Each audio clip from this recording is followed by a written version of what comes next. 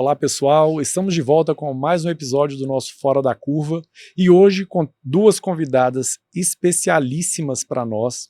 Eu e Sueli Mesquita vamos falar sobre telas e meninas, os impactos e os desafios que a gente tem nesse mundo atual onde a rede social, a exposição, as telas estão aí e são a nossa realidade, né? Sueli, apresenta para nós esse time que a gente trouxe, especialíssimo, convidadas muito boas e que trabalham com a gente já há algum tempinho. Fala para nós um pouco. Nós trouxemos hoje a Ana Paula Gandra, que é psiquiatra da infância e adolescência, que vai conversar com a gente sobre o tema. Nós escolhemos esse tema assim, muito a dedo, né, que eu acho que é um tema muito sensível nas redes sociais, a questão desse excesso de vaidade que as meninas precocemente estão tendo, né, e por muitas vezes até incentivado pelos pais, né, em comprar os skincares, as maquiagens, né, e isso incentivando de uma forma mais precoce, e a gente trouxe a Marli Marra, que já esteve conosco num podcast, né? E a gente vai conversar sobre essas questões psíquicas, emocionais, comportamentais, como é que isso tem chegado para vocês no consultório, né? Então, eu vou iniciar com...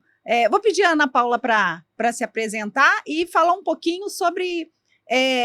como que você vê, como é que chega no consultório essas demandas em relação à vaidade, essa precocidade, em relação a essa influência, né, que a gente vê dentro desse contexto de pré-adolescente, das meninas? Sim. Primeiramente, um prazer, né, estar aqui com vocês, poder colaborar um pouquinho, né? Eu sou psiquiatra e psiquiatra da infância e adolescência e gosto de pesquisar na área da infância e adolescência. É um tema árido e complexo, mas eu acho que o momento é excelente para a gente conversar, né? Agora com essas mudanças das telas, das proibições na escola, que as coisas estão mudando muito. Infelizmente, esse assunto ele é pouco debatido e a literatura ela tem muito poucos dados, porque a gente está falando de uma coisa muito recente. Se a gente for pensar, gente, o Facebook ele começa em 2004, né? O grande boom do Instagram, 2010. Então, a gente está falando de coisas assim de menos de 15 anos. Né? O primeiro artigo que a gente acha sobre esse assunto é de 2013. Então, para nós, pelo menos, foi tipo ontem. Né? Então, ainda a gente fica muito... tem que estudar, tem que entender, porque é muito próprio de cada população. Né? O que a gente observa, principalmente nos nossos consultórios? Principalmente depois da pandemia, né, as meninas ficaram muito reclusas, muito presas em casa, muitos passaram a transformação da puberdade em casa. E aí, de repente, voltam, né, para o presencial, para a escola, para o dia a dia, com muitas transformações. E aí ficavam ali naquele mundo vendo padrões de beleza. Hoje tem um culto, a gente sabe, né, que a beleza ela é fluida. Cada época na geração tem um padrão e hoje são corpos magros, quase adoecidos, né? Então a gente tem visto muito no nosso consultório questões de transtornos alimentares, uma ansiedade, tanto a ansiedade generalizada quanto a ansiedade social, né? A necessidade de ter likes. Durante um período o Instagram até tirou, né, a coisa de aparecer os likes. Hoje isso ainda se mantém. Então, associa-se muito estar bem-sucedido, estar feliz, se destacar com beleza, com ter, né, um Instagram cheio de pessoas te seguindo, ser considerada bonita. Então, a gente vê essa pressão nas meninas pré-adolescentes e adolescentes, isso muito grande. Né? Então, elas chegam com a autoestima baixa, uma distorção de valores, do tipo do corpo. Por outro lado, a gente percebe também, assim, as crianças pequenas, quando a gente atende, hoje o brinquedo principal que eu vejo é maquiagem. Né? Teve um relato, eu escutei no jornal, da feira de brinquedo, que tinha um nicho grande vendendo maquiagens, que há muito pouco tempo atrás isso era uma coisa só das mães. E aí a gente fica na dúvida, né, se é um fenômeno só da sociedade ou se ele está induzido pelos pais, né, as mães deixando comprar essas coisas. Então, assim, tem muita coisa nova chegando. Marli também deve ter muita coisa parecida, assim, né, Marli? Com certeza, né? Eu vejo muito, né? Eu não sou psiquiatra, então, para mim, vai, às vezes, por uma questão de déficit de atenção, dificuldade de se concentrar, queda no rendimento escolar, distúrbios do sono, insônia. E à medida que a gente começa a conversar com a adolescente, com a família, a gente vê que tem muito mais coisa por trás disso daí, né? Que, na verdade, ela está tendendo a um isolamento social muito grande. E o ser humano é um ser social. O adolescente, ele é muito influenciado pelos grupos sociais, inclusive, ainda em primeiro lugar, a própria família, mas também o grupo de amigos, de colegas, tá? E nas últimas décadas aí, né, vem aumentando progressivamente, exponencialmente, essa questão das mídias sociais, das redes sociais. Definindo, inclusive, mudando até o perfil que a gente fala assim, que seria o perfil de amizade, que eles acreditam que seja de amizade, tá? Bom, então ele precisa ser aceito, o adolescente, aceito pela sociedade, aceito pelos colegas. E a medida muito interessante nessa questão de rede social, porque à medida que elas vão usando e fazem a pesquisa em relação à beleza e tudo, o próprio algoritmo ele vai definindo esse padrão. Do mesmo jeito, se eu pesquisar lá mesa para comprar, aí vão me aparecer, né, assim, durante um mês. Eu já fiz esse teste comigo, né? Tava pesquisando alguma coisa lá e aí durante um mês ficou aparecendo. Eu parei de pesquisar e ainda continuou o algoritmo me mandando essa definição que eu mesma criei na rede, tá? Bom, então você imagina, né? O adolescente, o cérebro, ele está se reestruturando do ponto de vista neurobiológico mesmo, tá? Então a gente tem o lobo frontal, né, pré-frontal, que ele comanda mais o autocontrole, né, planejamento, a função executiva, que ele amadurece mais lentamente do que o sistema límbico. E ele ajuda a controlar o sistema límbico, que é o quê? É a nossa impulsividade, né? É aquele ganho imediato, a resposta imediata. Então, por isso que os adolescentes são até mais impulsivos e se colocam mais em risco, né? Então, assim, do ponto de vista emocional, não é um cérebro que está muito, bioquimicamente falando, equilibrado, tá? Então, a tendência... E eu acho que as próprias propagandas, os algoritmos sabem disso, né? E sabem desse ponto fraco, desse baixo controle inibitório. E aí a gente... Aliás, eu acho que com todo mundo, né? Aquilo que você falou, às vezes a gente em casa, a gente conversa, a Alexa tá ligada e você fala assim, ai, gente, eu tô precisando comprar um shampoo. 2 minutos depois vem a tal da propaganda do shampoo, e não precisa nem estar no Instagram, não. Aí eu queria só, voltando a essa questão dessa fase de adolescência, que você estava falando aí, esse amadurecimento que a gente vê que os adolescentes, essa fase, né, de transformações, a gente consegue ver muito isso na questão, por exemplo, lá do ensino fundamental 2, que é essa fase, né, que eles estão passando por essa questão da adolescência. E alguns pais têm falado comigo que as meninas têm acordado mais cedo, por exemplo, para se maquiarem. Né? E aí eles gastam um tempo enorme, porque se não tiver um rímel, uma maquiagem, é uma confusão dentro de casa, porque elas precisam sair maquiadas, elas não se permitem isso.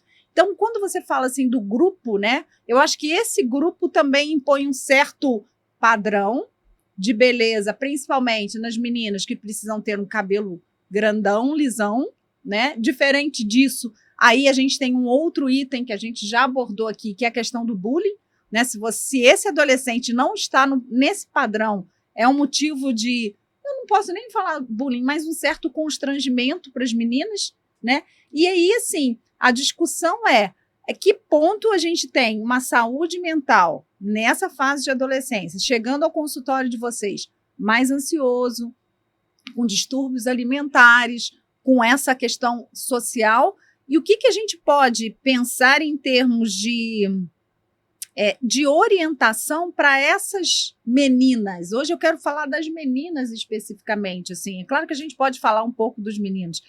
E eu estou pensando ainda nessa fase aí, quando a gente pega de 10 anos, que é uma fase muito sensível, a 12, 13, eles estão procurando mais um grupo, mas eu estou preocupada com essa fase, com essas meninas de 10, 11 anos, que você vê, às vezes, chegam maquiadas lá no consultório, e eu olho assim, nossa, hoje você caprichou, e sabe, como é que... Vou começar com a Ana Paula para a gente não ficar assim, dando voltas, como é que a gente...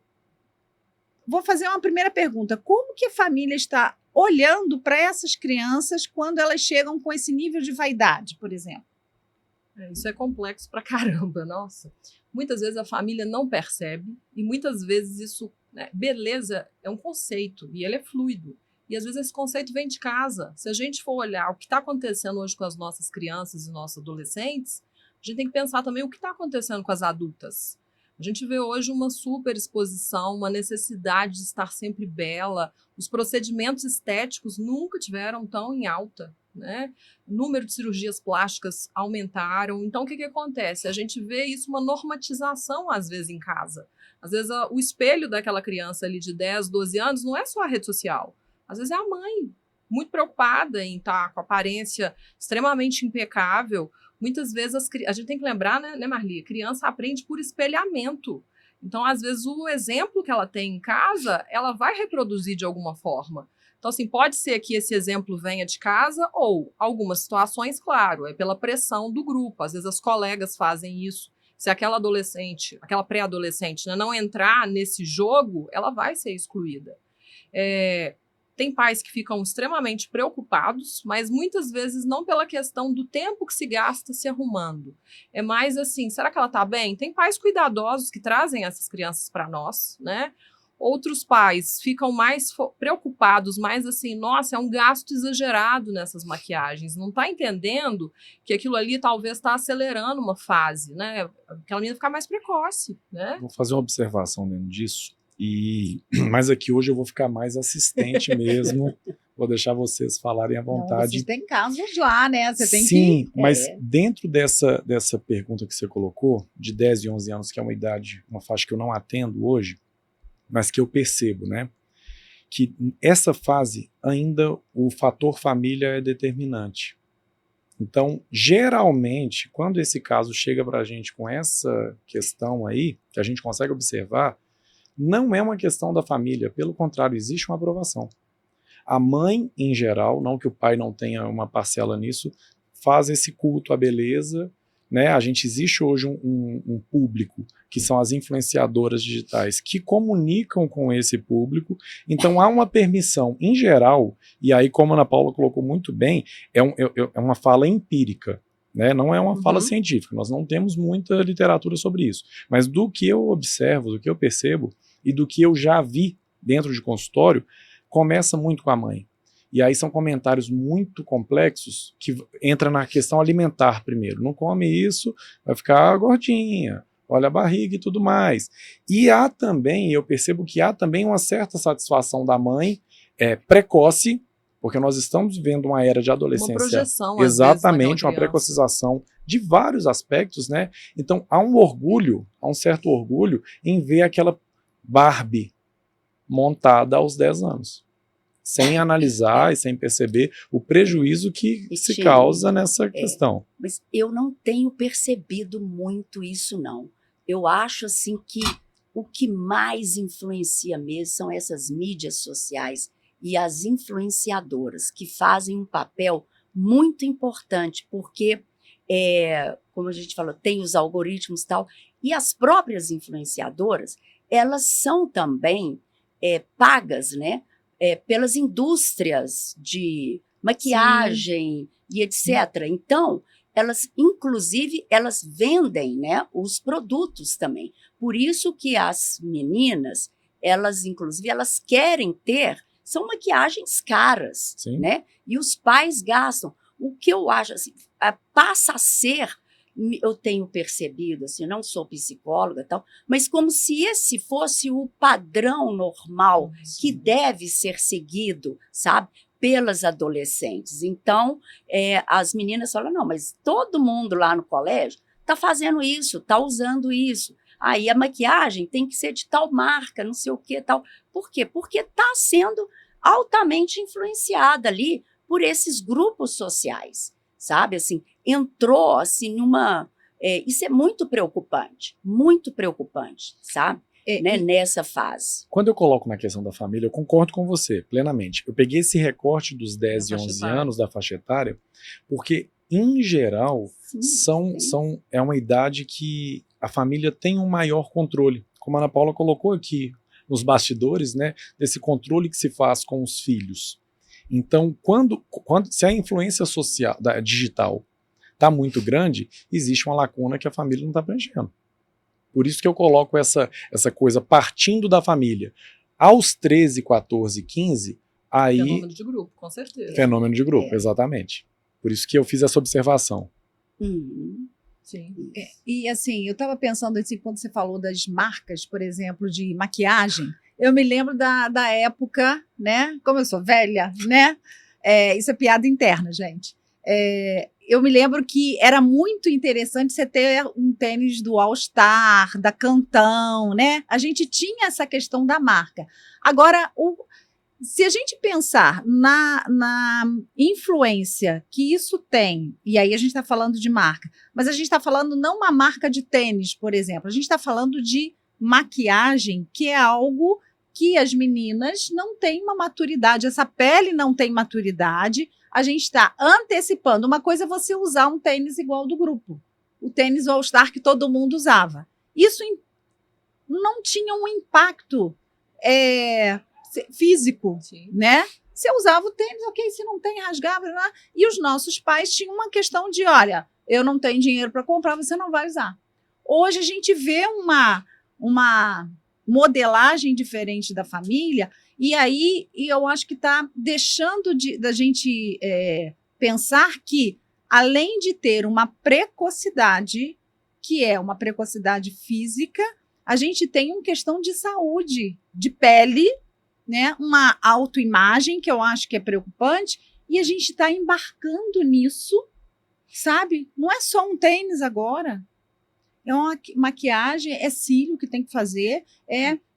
Já vi festas, em vez de ter playgrounds, tem uma sala de maquiagem. Sim. As meninas vão se maquiar e vão fazer penteados. Então você vê que na festa que era para ser algo de acordo com a idade, você tem maquiadoras. Pois é, por isso que essas redes estão definindo a questão da normalidade, né?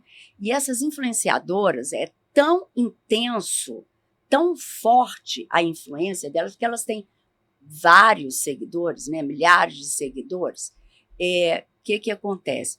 Elas muitas vezes, né? Porque eu pergunto lá, olha, você tem que conversar com a dermatologista, tal, que foi a dermatologista. Ah, mas a fulana influenciadora falou isso, quer dizer, elas passam a ter uma voz até mais forte e influenciável do que a própria especialista na área, né? Então, a gente precisa, sim, pensar sobre isso, falar sobre isso e se criar, talvez, até legislação para isso, né? Porque o acesso acabam acessando. Então, tem estudos que eu vi de 2017 para cá, de vários anos, Ana Paula, que mostrou essa associação do uso, da frequência com que usava essas mídias sociais e o tempo que as meninas gastavam nessas redes sociais, tá? Com os prejuízos que elas tinham, né? Quer dizer, quanto maior o tempo, mais prejuízos na saúde mental e física, tá? Por outro lado, esses foram poucos estudos, eu vi 2 só, né, que tentaram limitar o tempo de uso nesse grupo, tá? Durante um tempo, e assim, o alívio que teve nesses reflexos desses prejuízos negativos. E pensando nessa pesquisa, né, que quando se retira tem-se um alívio, né? Hoje a gente não tem essa legislação e não tem esse limite. E aí eu queria perguntar para a Ana, o que tem chegado para você em relação a isso? Assim, claramente que você fala, nossa, isso é um fenômeno que está acontecendo. Você consegue perceber que isso a gente vai pagar um preço alto nisso, nesse excesso de liberdade, esse excesso de exposição? Com certeza, né? É até desafiador hoje os atendimentos, Marli também deve passar por isso, a gente tenta recomendar ali os limites de tempo de tela, que foi até um pouco alongado depois da pandemia, porque a gente sabe que até a escola usa muito coisas no digital, né? Acho que o digital, a tecnologia é uma realidade que a gente vai viver, não é só demonizá-lo, mas é pensar assim, né, nesse assunto aí da beleza, da exposição. Tem que ter um controle, sim, né?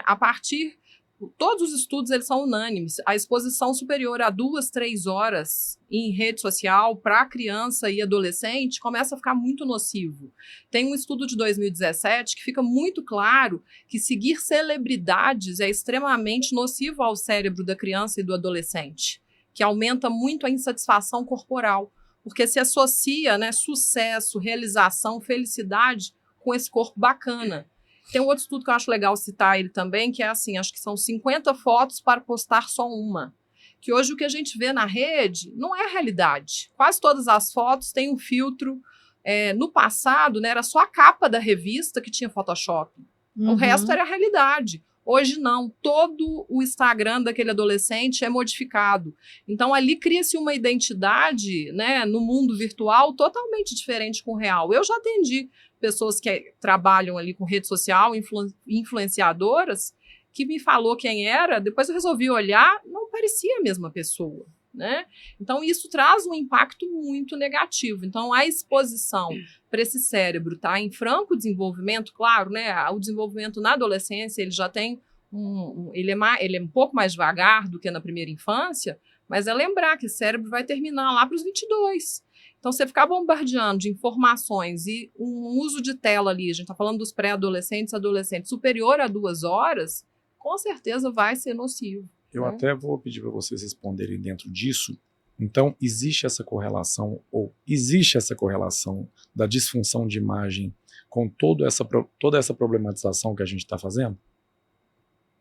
Existe? Sim, acredito que sim. Sim, com certeza. Né? Assim, a autoimagem fica, ela distorce a própria autoimagem, ela nunca vai estar satisfeita. Por quê? Porque aquele protótipo, aquela pessoa que ela acompanha, ou aquelas pessoas, é o ideal, né? Assim, é o corpo ideal, e isso daí nunca vai alcançar, né? É como se eu quisesse ser a Angelina Jolie, né? Agora, nem a minha altura, porque eu sou baixinha, ela é longilínea, ela é linda, tem o lábio assim e tal. Então, nem se eu fizer plástica, então, assim, não existe assim o corpo ideal. O que precisa é trabalhar, assim, olha, como que vai manter a saúde mental, né? Assim, desenvolver um espírito crítico em cima dessas influências, né? E quem que vai fazer isso? A família, né? É uma fase muito interessante, porque a criança, geralmente, o relacionamento, né, de pais com filho é unidirecional, tá?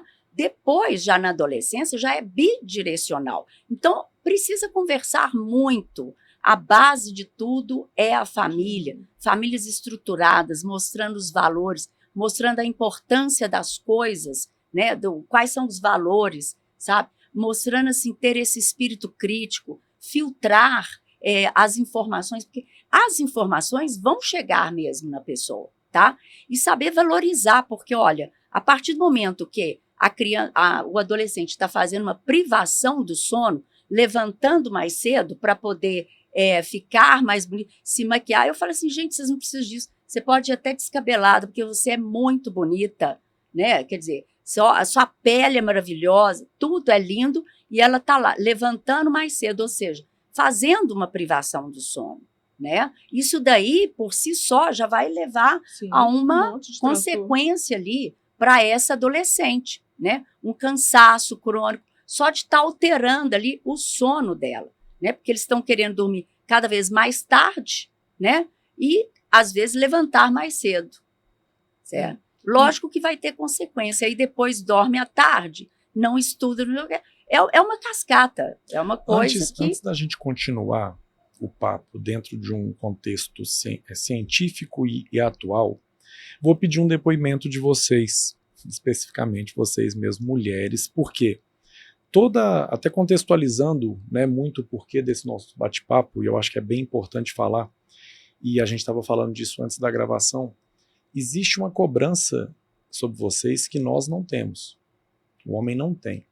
Como que é para vocês, mulheres? Por isso que eu falei que hoje eu ia ficar bem quietinho aqui, no máximo lançar uma pergunta Mas ou eu outra. vou abrir um parêntese. Tem. Eu acho que ainda não é tão grande quanto das mulheres. Mas assim, mas tem. eu recebo, às vezes, homens se sentindo pressionados. Certamente, Uhum. certamente, mas a proporção é É. infinitamente menor, né? Então, assim, como que é para vocês estar nesse lugar de cobrança, de entregar um padrão de beleza, de entregar... E os comentários, eles são muito direcionados para vocês o tempo inteiro, da barriga, do cabelo, enfim, tanto para o elogio quanto para a crítica, porque o elogio também é um reforçador, né? Então, como que é para vocês estar nesse lugar? Como que é isso para vocês, que se torna um problema social? Eu acho que quando a gente atinge um certo amadurecimento, isso a gente consegue separar um pouco, né? Tipo, mas assim, eu acho que existe uma cobrança, né? Então, por exemplo, um exemplo que eu dou, tem dia que eu não tô com vontade de maquiar. Tô com vontade de ir pro consultório, cabelo amarrado, Cara limpa. Cara limpa, normal. E aí eu tenho que acordar e falar assim, existe uma cobrança. Eu falei assim, nossa, não, eu vou passar pelo menos um pozinho. E vou botar um negócio para iluminar o meu olhar, né? Mas existe essa questão. Mas tem dia que a gente não está afim também. Mas a gente sabe que, nossa, a gente vai atender um paciente, a gente não pode ir porque a imagem é uma questão importante da família, ou qualquer lugar que você vai, você chega e fala, nossa, hoje eu tive que passar mais um brilhinho nos olhos, porque eu sabia que ia gravar o podcast, por exemplo. Não é difícil. Existe uma cobrança e existe uma expectativa, mas eu acho que a gente tem que melhorar um pouco o conceito de autocuidado. Que a gente, sem querer, também sustenta isso. Quem me conhece sabe, eu ando 100% sem maquiagem. Hoje, nesses momentos onde a gente, né, dá uma atenção especial, às vezes a gente passa um filtro solar, alguma coisa assim, mas eu acho que isso perpassa muito ao conceito de autocuidado. O autocuidado não é estar maquiado, o tal do skincare que as adolescentes fazem está distorcido. Seria só lavar a pele, cuidar dessa pele, dormir melhor, né? E aí, às vezes, sem querer, né, até as pessoas que estão com a saúde mental equilibrada, elas sustentam isso. Então, acho que a gente tem que até unir aqui e fazer isso, da gente melhorar os conceitos. Eu acho que autocuidado é diferente de estar, né, endeusando uma beleza. Você não precisa passar maquiagem todo dia, você não tem que cuidar, né, amarrar o cabelo, fazer uma escova. E a gente vê que isso reflete muito com o emocional da pessoa.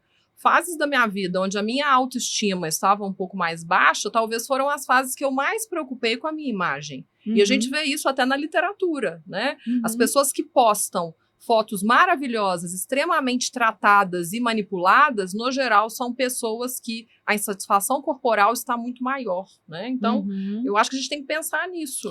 E existe até um movimento entre as artistas de fazerem as entrevistas com cara limpa. Eu levantei e fui fazer. É maravilhoso. Mas isso, né? tá tendo esse movimento agora, né? Das pessoas chegarem e falarem, não vou fazer entrevista, vou fazer a entrevista com a minha cara. E eu acho muito legal isso. Porque eu vejo assim, as próprias mulheres sustentam isso sem querer. A gente teve, se eu não me engano, não sei se foi no período da pandemia, mas há, sei lá, 4, 3 anos, um movimento no Instagram que as atrizes estavam postando uma foto sem filtro, sem nada. Pintar cabelo. E o cruel... Aí sem pintar cabelo não dá, gente. Aí não, cabelo branco não dá. O cruel, a chuva de comentários cruéis que algumas receberam da diferença... É o tal do body shame, né?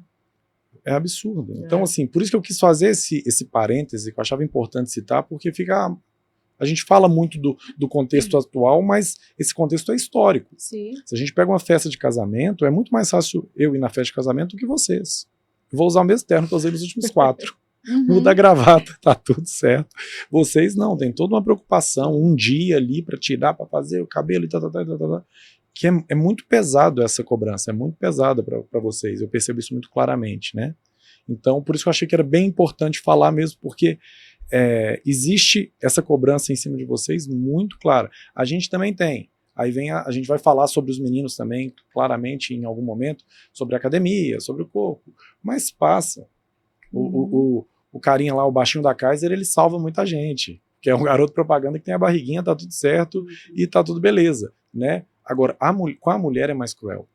E aí as meninas já tem, quando eu falei sobre essa coisa precoce que a adolescência tem se tornado, isso certamente, se a gente pegasse, tirando as redes sociais, enfim, em algum momento da vida delas, da vida de vocês teriam esse embate. Só que agora esse embate está vindo aos 9 anos. Sim. O cabelo. Né? A gente vê, não é difícil ver uma menina de 4, 5, 6 anos com cabelo, que tem o cabelo cacheado, o cabelo escovado, mãe já fazendo progressiva. A gente já viu isso. Isso é um pecado, né? Assim, porque tem as substâncias todas, né, que podem até intoxicar. Isso é cruel. Bom, mas assim, eu tive um caso muito interessante que a menina era estilo skatista, né? Então, veja só como normatiza determinados padrões. Então, a menina se vestia assim, eu que estou falando esse estilo skatista, assim, em termos de roupa, tá? E aí ela foi numa psicóloga, que não foi indicada por mim, a mãe que procurou, e aí ela chegou lá para mim depois e falou que estava detestando a psicóloga. Eu falei, por quê? Porque ela queria que ela fosse lá nas sessões com vestidinho, passando um batonzinho. Eu falei, pode sair dela. Acabou.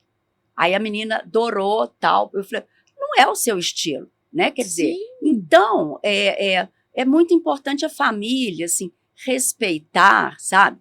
De conversar com as crianças e fala com as adolescentes e falar assim, olha, desenvolver o próprio caráter, a própria identidade, sabe? Independente do padrão que está sendo colocado nas escolas, entre os amigos e nas redes sociais. Você trouxe um exemplo ainda feliz que a mãe validou a filha. Mas é uma coisa que a gente vê, vocês veem isso muito, mães que às vezes ficam assim, festa de 15 anos é maravilhoso pra você ter esse problema.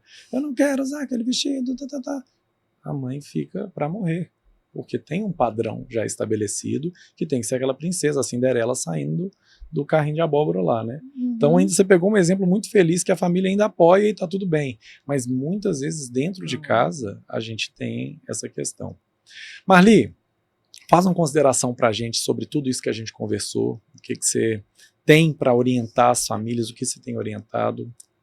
Pais, conversem com seus filhos, né? Procurem relacionar dentro de casa, sabe? Nem que seja assim, momentos das grandes refeições, façam elas juntas, justamente para trocar as ideias e saber o que está realmente acontecendo com as suas filhas e seus filhos. Ana Paula, por favor. Eu endosso as falas da Marli, eu acho que é super importante a gente olhar para dentro de casa.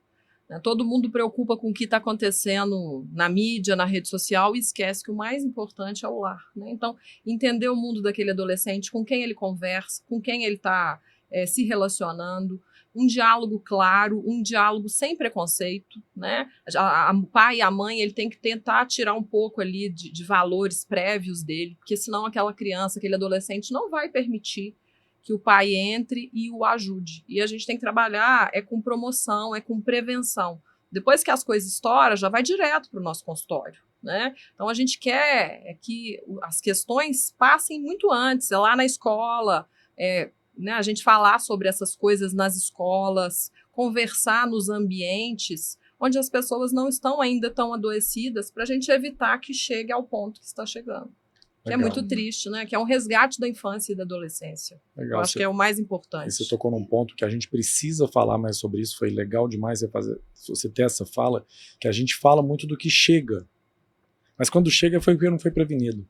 Então é muito legal, é muito importante a gente começar, e esse é um dos objetivos do podcast, a gente estava conversando sobre isso, né, Marli? É levar a prevenção, que o pai tenha ferramentas de atuação antes de se tornar o problema, essa percepção. E foi muito bom, foi muito legal você colocar isso. Sueli, que pensou esse tema, veio 100% da Sueli, na hora que ela falou, eu falei, opa, é isso aí mesmo. Fala pra nós. Assim, o que eu penso é que assim, as famílias precisam resgatar a infância, né? Eu acho que deixar, porque não amadureceu, às vezes eu falo assim, nossa, ele está com 10 anos, ele vai ter quantos anos, 80 anos para amadurecer. Então, vamos viver a infância, né? Vamos, na hora de fazer uma festa com brincadeira, com promoção, com Tinta guache. habilidades.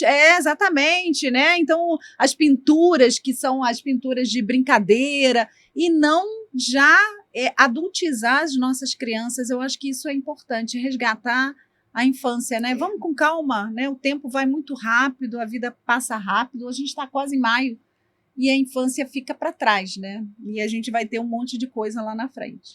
É isso mesmo. Gente, muito obrigado, tá? Muito obrigado mesmo pela disponibilidade, por esse bate-papo. Esse podcast, infelizmente, tem um ponto especial hoje, que vai ser a última gravação aqui da minha parceira, da minha colega Sueli. Vou ficar do outro lado da telinha Sueli agora vai ficar só como espectadora, a agenda está corrida, tá investindo em outros projetos, mas a gente vai continuar. Mas Sueli, muito obrigado por dividir esse sonho, esse apoio. Foram trocas muito boas, você é mãe disso aqui, então obrigado mesmo por esse tempo e a gente continua caminhando juntos 100%. E é isso, espero que tenha contribuído para vocês de alguma forma, esse é o nosso objetivo sempre e até o próximo Fora da Curva. Acabou? Acabou. Hoje foi mais curto por causa do horário. Não, delícia. Muito bom, adorei conversar.